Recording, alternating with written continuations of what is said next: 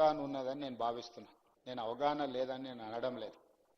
కానీ ఈ సభను వేదికగా మార్చుకొని తప్పుడు సమాచారాన్ని బలహీన వర్గాలకు అనుమానం కలిగించే విధంగా, తెలంగాణ సమాజంలో అపోహలు సృష్టించే విధంగా వాళ్ళ పార్టీ ఆదేశాల మేరకు వారు ఏమైనా మాట్లాడుతున్నారేమో నాకు తెలీదు.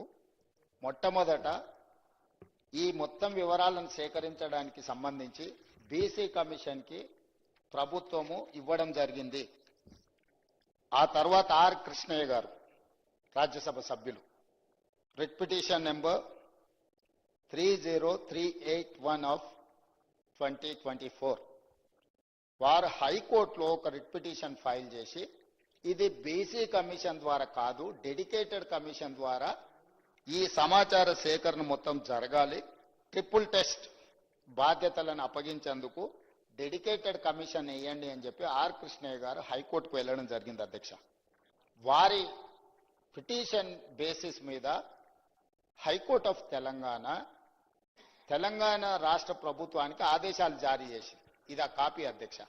దాని ప్రకారము 24 అవర్స్ తిరిగే లోపలనే హైకోర్టు ఆదేశాలు ఇచ్చిన మరుక్షణం తెలంగాణ రాష్ట్ర ప్రభుత్వం చిత్తశుద్ధితో బలహీన వర్గాలకు ఎన్నికల సమయంలో ఇచ్చిన మాట నిలబెట్టుకోవాలి, 42% రిజర్వేషన్లు ఇవ్వాలి, 600 అయినా అక్కడు సూర్యుడు ఇక్కడ మొలిసినా ఇచ్చిన మాట నిలబెట్టుకోవాలని వారు ప్రాతినిధ్యం వహిస్తున్న గడ్డ మీద నుంచి 2004న శ్రీమతి సోనియా గాంధీ గారు తెలంగాణ ప్రజల యొక్క ఆకాంక్ష నెరవేరుస్తా అని చెప్పి ఎన్ని ఒడిదుడుకులు వచ్చినా, ఎన్ని అడ్డంకులు చేసినా, ఎంతమంది కుట్రలు పన్నినా, ఆంధ్రప్రదేశ్లో పార్టీ పూర్తిగా తుడిచిపెట్టకపోయినా, కేంద్రంలో అధికారం కోల్పోయినా, తెలంగాణలో రాజకీయ ఒడిదుడుకులను ఎదుర్కొన్న ఇచ్చిన మాట నిలబెట్టుకోవడం కోసం శ్రీమతి సోనియా గాంధీ గారు ఒక సాహసోపేతమైన నిర్ణయం తీసుకొని తెలంగాణ రాష్ట్రం ఇచ్చిన పార్టీ కాంగ్రెస్ పార్టీ అధ్యక్ష.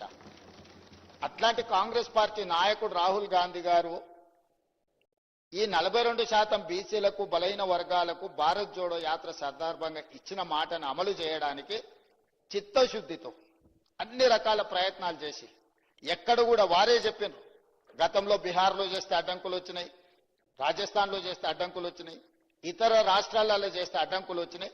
ఆ విధమైన అడ్డంకులు తెలంగాణ రాష్ట్రంలో రాకూడదు, బలహీన వర్గాలకు మేలు జరగాలి అన్న ఆలోచనతోటి అధికారుల కమిటీని, కమిషన్ని, మంత్రులను కూడా ఆయా రాష్ట్రాలకు పంపించి అక్కడ మొత్తం సమాచారాన్ని సేకరించి అక్కడ చట్టపరంగా న్యాయపరంగా ఎదుర్కొన్న సమస్యలను అన్నిటిని కూడా క్షుణ్ణంగా పరిశీలించి ఆ తర్వాత డెడికేటెడ్ కమిషన్ అపాయింట్ చేయడం జరిగింది అధ్యక్ష.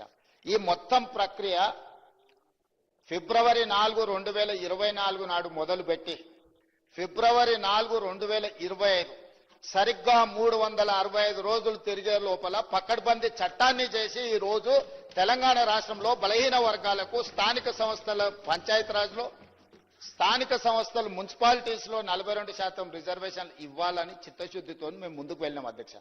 ఇదే కాదు, ఇదే శాసనసభలో మంత్రివర్గంలో తీర్మానం చేసి శాసనసభలో ఆమోదింపజేసి విద్యా ఉద్యోగ అవకాశాలలో 42% బిల్లును, అదేవిధంగా స్థానిక సంస్థల్లో 42% రిజర్వేషన్లు 2 బిల్లులను మేము ఆమోదించి గవర్నర్ గారికి పంపించినాం అధ్యక్ష. గవర్నర్ గారు వాటిని ఆమోదించకుండా రాష్ట్రపతి గారికి పంపించారు. దాదాపుగా 5 నెలల నుంచి ఆ 2 బిల్లులు రాష్ట్రపతి గారి దగ్గర ఉన్నాయి అధ్యక్ష. ఈ లోపు స్థానిక సంస్థల ఎన్నికలు నిర్వహించడం లేదు, ఆలస్యమైందని కొంతమంది హైకోర్టుకి వెళ్తే తెలంగాణ హైకోర్టు మాకు ఆదేశాలు ఇచ్చి సెప్టెంబర్ 30 తారీఖు లోపల ఎన్నికలను పూర్తి చేయండి అని ఆదేశాలు ఇచ్చింది. ఆదేశాలు ఇచ్చినప్పటి నుంచి 30 రోజుల లోపల రిజర్వేషన్లను కూడా నిర్ధారించండి అని చెప్పి ఆదేశాలు ఇవ్వడం జరిగింది అధ్యక్ష. హైకోర్టు ఆదేశాల మేరకు ఉన్న పరిస్థితులను, చట్టాలను అన్నిటిని పరిశీలిస్తే 2018లో చంద్రశేఖరరావు గారు తీసుకొచ్చిన పంచాయతీరాజ్ యాక్ట్, గంగ్ల కమలాకర్ గారు బీసీ మంత్రిగా ఉండుకుంటూ తెచ్చిన చట్టం ఏంటంటే 50% పరిమితికి లోబడి మాత్రమే ఎన్నికలను నిర్వహించాలి, 50% రిజర్వేషన్ల పరిమితికి లోబడి పంచాయతీరాజ్లో కానీ 2019లో తెచ్చిన మున్సిపల్ యాక్ట్ ప్రకారం కానీ 50% పరిమితికి లోబడి రిజర్వేషన్లు ఇవ్వాలని చట్టాలను తీసుకొచ్చింది. ఒకటి గంగ్ల కమలాకర్ గారు, రెండో మున్సిపల్ చట్టం తీసుకొచ్చింది వారి యజమాని. ఈ 2 చట్టాలు గుదిబండగా మారి అడ్డంకిగా మారడంతో ఈ ఎన్నికలు నిర్వహించడానికి మా ప్రభుత్వం చిత్తశుద్ధితోటి ఎంబడే ఆర్డినెన్స్ తీసుకొచ్చి ఈ అడ్డంకిని తొలగించండి అని మళ్ళీ ఆర్డినెన్స్ గవర్నర్ గారికి పంపించినాం అధ్యక్ష. గవర్నర్ గారు ఆ ఆర్డినెన్స్ కూడా వీళ్ళ మాటలు నమ్మి ఒకప్పుడు ఆయన ఒక రాష్ట్రానికి ఆర్థిక మంత్రి, ఒకప్పుడు ఈ రాష్ట్రానికి ఆర్థిక మంత్రిగా పనిచేసిన ఆయనకి ఇద్దరి మధ్యలో మిత్రులతో ఉండి తెర వెనుక లాబింగ్ చేసి ఇది కూడా రాష్ట్రపతి గారికి పంపించండి చెప్తే ఈ ఆర్డినెన్స్ కూడా రాష్ట్రపతి గారి దగ్గరకు పోయింది అధ్యక్ష. ఆ రోజు ఆర్డినెన్స్ ఎందుకు తెచ్చినాం అధ్యక్ష? అత్యవసరం ఉండి శాసనసభ నడవడం లేదు కాబట్టి ఆర్డినెన్స్ తీసుకొచ్చి పంపించినాం. ఈ రోజు శాసనసభ ఉన్నది కాబట్టి ఆర్డినెన్స్ రాష్ట్రపతి నుంచి ఆమోదం పొందలేదు. ఎప్పుడైనా అత్యవసరంగా ఆర్డినెన్స్ తెస్తే ఆ తర్వాత వచ్చే శాసనసభలో బిల్లు ఆమోదించుకుంటాం. ఇవాళ ఆ బిల్లులు తీసుకొచ్చి ఇక్కడ పెట్టి వీటిని ఆమోదించండి అని అంటే ఏమాత్రం ఇప్పుడు గంగుల కమలాకర్ గారు మాట్లాడింది చూడండి అధ్యక్ష. 42% రిజర్వేషన్లు బలహీన వర్గాలకు వస్తే మొదటి వరుసలో గంగుల కమలాకర్ సంతోషంగా ఉంటాడని చెప్పిండు. వాళ్ళ నాయకుడు చంద్రశేఖరరావు, వాళ్ళ నాయకుడు తారక రామారావు, వాళ్ళ నాయకుడు హరీష్ రావు సంతోషంగా ఉంటాడని చెప్పలే. ఆయన స్పష్టంగా చెప్తున్నాడు. వాళ్ళకి సంతోషం లేదు, వాళ్ళకి దుఃఖం ఉన్నది, వాళ్ళకి బాధ ఉన్నది, వాళ్ళు కడుపు నిండా విషం పెట్టుకొని ఉన్నారని చెప్పి గంగుల కమలాకర్ గారు స్పష్టంగా చెప్పారు. నాకు కూడా తెలుసు గంగుల కమలాకర్ గారు అభినందిస్తారు దీన్ని. కానీ ఆయన బాధల్లా వెనకాల కూర్చొని నడుపుతున్న ఆయన సమస్య. సో అందుకోసమని ఈ రోజు మీరు చెప్తున్న జీవోలు ఏవైతే ఉన్నాయో అధ్యక్ష,